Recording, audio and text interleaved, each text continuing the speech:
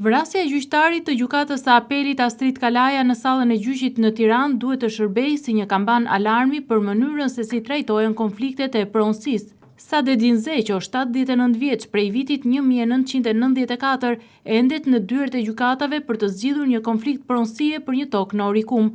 Ai tregon se në procesin e të zgjatur gjyqësor është përballur edhe me ndryshime të shumta të dokumentave me qëllim favorizimin e kufive, si dhe llogaritjen e gabuar të hektarëve që posedon me dokumentacion. Jo, kisha një dosje të vitit 19, ku ja ku ishte kjo, për ndrejtje e gabimesh. Për ndrejtje e gabimesh. Të gjyqtarit, që vë dorë në dosje gjyqtari dhe deformon dosjen, duke ngatruar dëshmimtarët, duke hedhur poshtë ekspertizën, arrin kulmin, të hedhësh poshtë ekspertizën. Në proces gjyqësor, e lavdëroi. Në vendim, i thosh ekspertit ke falsifikuar, se që ekspert topografik, jo ekspert. Kanë rezoluar çështjen për shkak të vrasjes, si e gjykon atë vrasje? Jo, ta shpjegoj ju dhe atë, ta marrojnë çik, lutem.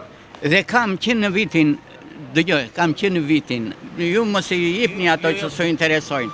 Kam qenë në vitin 94, deri më sot nuk po zgjidh çështjen e pronave.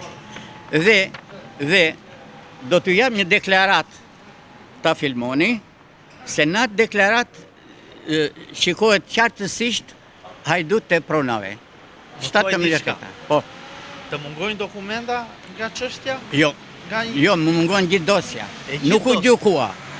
Nuk u gjykua, që më në 19. Ka dhe ndryshim detajesh në brenda dosjes? Jo, ka plotësime, nëse ai thoshte që kufitarët nuk thanë të vërtetën, unë i çova te noteri dhe i noterizohen deklaratat, 3 deklarata notariale të kufitarëve që janë ligjore, e kupton? Sa vite po bën me këtë çështje? Që në 19. 2019. Po, kjo, e ndrejtjes gabimeve dhe nuk është gjykuar dhe nuk gjendet dosja. Ton konflikt për prona, sa vite ke? Që në 94. Që në 94. Thuaj se 30 vjet. 30 vjet, e më shumë se 30 vjet. Sadedin Zeqo nuk ka më shpresë se kjo çështje gjyqësore do të zgjidhet. Me palët e përfshira në çështje, ai thotë se ndër vite ka patur konflikt verbal dhe fizik, teksa thotë se ndihet i rrezikuar edhe për jetën për shkak të konfliktit të pronësisë. Jo, me këta bandit, jo.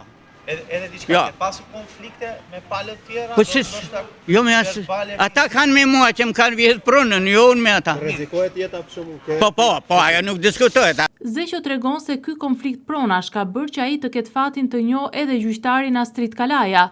Për punën e të ndjerit ka vlerësimin maksimal duke i quajtur një nga më profesionistët e fushës së tij, teksa vrasjen e dënon me ashpërsi.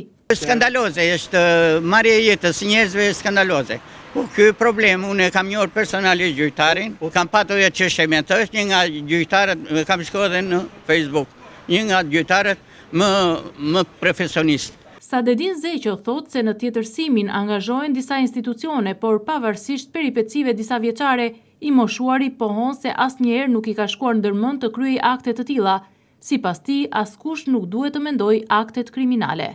Po problemi i këtij gjyqit që po themu, të vjedhë 17 hektarë në Orikum, ta ligjërosh në komisionin e pronave se janë të lidhura zëngjir, këtu e kupton prokurori, se janë bërë me ankimu, gjykat, pushtet, ore ku i shpi mushka këta njerëz? Të vjedhë 17 hektarë, e ta ligjërosh, e të kërkosh dhe leje ndërtimore, kërkojnë të vend për leje ndërtimore. Si quajni zotri? Urin Tiranë. Ke menduar ndonjëherë të vesh në ekstrem? Jo, unë jo, personalisht. Unë ti që në ekstrem më kesh bëj që në fillim.